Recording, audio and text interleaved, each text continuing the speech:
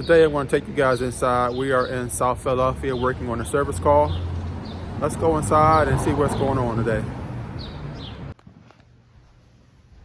I'm going to show you guys what's happening underneath the sink.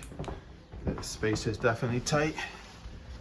But see this red handle here? This is going to be turned off. And the pipe right here, which is not easy to get to, we're going to have to replace. And I'm going to show you why.